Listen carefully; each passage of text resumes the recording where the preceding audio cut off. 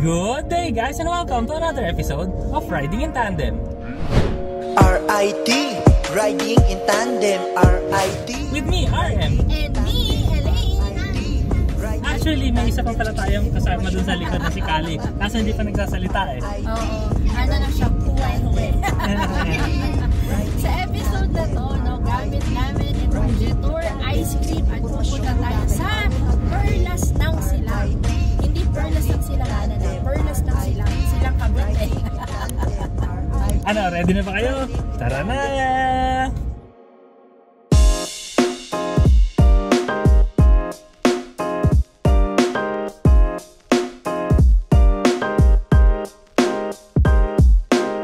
Alam nyo naman talaga ang gamit nitong ice cream, pang city driving talaga. Pero sa pagkakataon na to, no, actually, same city pa rin naman sa atin kasi Cavite pa rin naman. Pero ang pupuntahan kasi natin, no, approximately mga 25 kilometers galing sa amin. So nag-start kami ng battery, no, 165 kilometers yung range. Kaso, syempre, nag-ayos pa kami ng bata, nag-idle pa kami doon ng matagal. Kaya ngayon, nakaalis kami, 160 kilometers na lang yung range natin.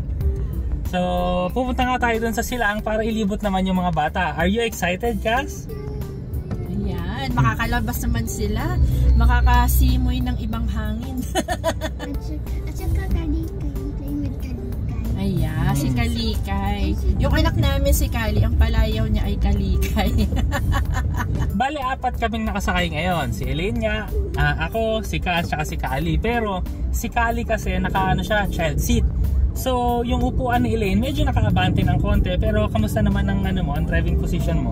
Carry naman, mas ano lang, siguro yung sandalan ko, mas upright lang. Pero okay rin naman eh, kasi hindi naman ganun kalayo yung pupuntahan natin. Kaya okay lang sa akin. How about you, Cass? Are you okay with the space back there? Can the aircon reach you? Actually, ngayon, kasi yung aircon namin, naka fan speed 1 lang. Kasi, nagsasalita tayo kasi ilalagay ko sa fan speed 4 sa sagad. Baka marinig nyo. So, kung naririnig nyo, no, napakalakas kasi talaga ng aircon niya. So, hinaano lang natin para marinig nyo. Kasi para alam lang nila kung gaano kalakas yung aircon. Nangati yung ilong ko. Kasi pag nag-change ng temperature ng biglaan, nababahin kasi ako. Mga 2 buwan na nating gamit ko eh, no? Tama ba? May, July, tama. So, yun, no?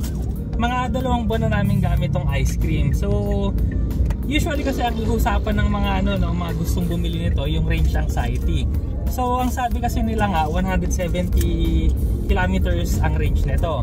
Pero para sa safety lang, naka-aircon ka, kahit ma-traffic ka, bali kami ang ginagawa namin, no, kailangan magtira ka lang ng 1/3 ng range niya para siguradong makakapunta ka sa pupuntahan mo at naka-aircon ka at kahit naka-traffic. Kahit may traffic, kahit may traffic. So ngayon, yung pupuntahan niya natin, no, 25 kilometers, tapos ang range natin na nakalagay dito ay 158. Syempre, pasok na pasok yon. Oo naman. Tsaka nakakatuwa to, no, kasi nga yung kuryente natin, 'di ba, mas mura kaysa sa gasolina. Tapos balita na naman, tataas na naman. Dito ang gasolina 74.93 pesos. So 74 pesos na ang gasolina, pero ang kuryente same pa rin yung rates natin. Para dun sa mga wais na misis dyan, no, syempre tayong mga babae yung nagbabudget ng mga gastusin sa bahay. So halos 3,000 pesos lang yung nadagdag dun sa kuryente namin dahil dun sa pag-charge nitong ice cream. So ito yung ginagamitan namin nito, no, naghahatid ito sa bata, meron siyang school, meron siyang kumon, tapos paminsan-minsan nagmamanila kami for sa mga events, ayan. So yung 3,000 na yun, kung tutuusin, doon sa luma namin sasakyan, doon sa dati namin sasakyan, ano lang yun, 3 labas lang namin yun. Oo, totoo yun. Totoo, wala pang toll yun, gasolina lang. Oo, kasi kung susamahin yung mga tandem, no, yung mga inaatinan kasi naming mga events, lahat Manila. So nangyayari nga, so approximately mga 600 to 1,000 pesos ang gastos namin pag magmamanila kami. Depende kung saan, depende kung gaano ka-traffic, tsaka depende kung may mga dadaanan pa kami. Pero dahil nga nung gamit namin to, 3,000 lang yung nadagdag, parang nagpa-full tank lang tayo ng 3 times, di ba? Ay, hindi pala full tank. Parang nagpagas lang kami ng 3,000 pesos, so 1,000 lang yun. Eh ilan na yung pinuntahan namin, sobrang dami na. Sa isang buwan yun sa isang buwan. At saka syempre, minsan kakain pa kami. So, ito nga kasi, malaki talaga yung tipid sa amin. Sobrang, mga siguro divide mo by 3, gano'n. Mga 1/3, ganyan. Mga 1/3 na lang yung gastos namin sa gasolina compared sa kuryente. So, kung ilalagyan natin ang number yan, from mga 9,000 pesos, mga 3,000 na lang. Oo. Imagine pero nyo, dati diba? naranasan namin, sa totoo lang, seryosong usapan mga katandem na. Ano na yun na, siguro lahat-lahat nakasama na yung toll, kasama na yung toll at gasolina lang, yun. Na times 5 namin yun. Ganon kabigat. Sabi ko, wow, para tayo nagbabayad ng bahay. Magastos kasi kami talaga sa gasolina kasi nga yung biyahe kami ng biyahe nga para sa mga events. So yun. Kaya kailangan talaga namin ng mga support nyo, mga katandem, no? Kung maaari lang po, please like and subscribe po yung mga videos namin. Malaking tulong yan para magtuloy-tuloy pa tayo at makagawa ng mas maraming contents. Oo. At saka may mga nagtatanong kasi dyan, bakit ito yung nakuha naming sasakyan? Bakit ito? Ngayon, diba, na-explain na namin bakit napakalaki ng naibawas namin sa gastusin. Actually, theoretically, na-explain na natin nung kinuha natin, diba? Pero ngayon, nararamdaman na ng wallet namin. Oo. Kumbaga parang na-explain na namin na with full detail. Oo. Kasi nga talagang nasubukan na namin na 1 buwan mahigit o 2 buwan. Diba?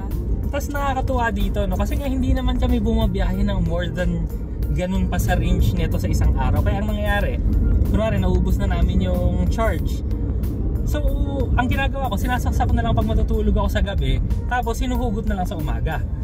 Pero ang maganda kasi nito, hindi siya kagaya ng mga ibang battery na yung tuloy-tuloy yung charging. Ito talaga makikita mo kasi pag nag-full na siya, 0 amps na, talagang bokya na. Wala nang kuryente pumapasok pag na-full charge na siya. Actually, minsan nga pala hindi ako yung nagtatanggal, siya na lang kasi nakakalimutan ko. Kaya kasi nauuna akong gumising. Kasi nga syempre may baby kami. So sa umaga, pag gising yung bata, gising na rin ako. Tapos yung nag-iiskwela pa namin, syempre dapat bago siya gumising, nakahain na, meron na siyang pang-baon, meron siyang pang-breakfast, na yung uniform, yung pang-paligo, diba? Yan ang buhay nanay, sacrifice. So far, sa 2 months of ownership, sobrang sulit. Sobrang sulit nitong ice cream. Kumbaga yung dating ipinanggagasolina namin, napupunta na sa ibang mas importanteng bagay. Sa mga bata, yan, especially. Pero ngayon, hindi naman itong ice cream ang talaga natin topic, Yung pupuntahan natin ngayon, yung perlas ng silang dito sa Silang Cavite. Tara na nga! Let's go!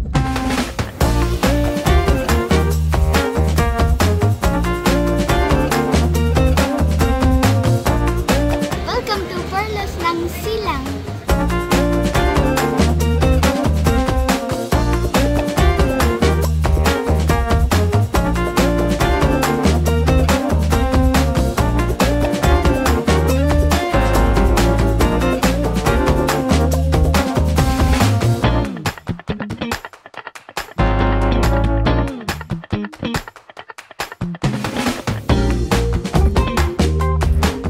Fairness, ang sarap ng pagkain. Ikaw, did you like the food? Yeah, I did. Which one did you like? Yung ice cream.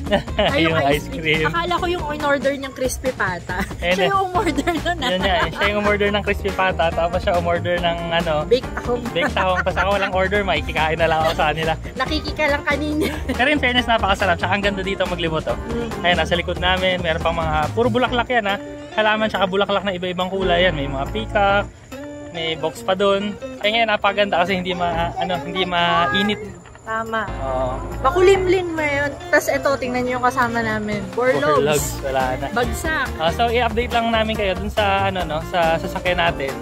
Ang natira pa 107 kilometers na range. So medyo malaki yung nabawas ngayon kasi puro uphill pala yung papunta dito.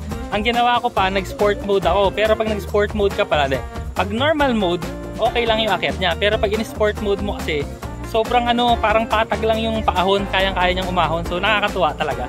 Oo, tsaka kasi na-traffic din kami kanina doon sa may SM Palapala. Paahon yun na nakabitin kang ganyan. Plus, sobrang traffic. Plus, nag number 2 pa to na umaandar yung sasakyan, yung aircon, umaandar. So medyo natagalan din kami doon. Pero anyway, sulit na sulit pa rin. So siguradong aabot kami pauwi. Sana nag-enjoy kayo sa video na to. Maraming salamat po sa pananood. Next video na! RIT, riding in tandem. RIT, riding in tandem. RIT, riding in tandem. Siksik na impormasyon mula kay RM at Elaine. RIT, riding in tandem. RIT, riding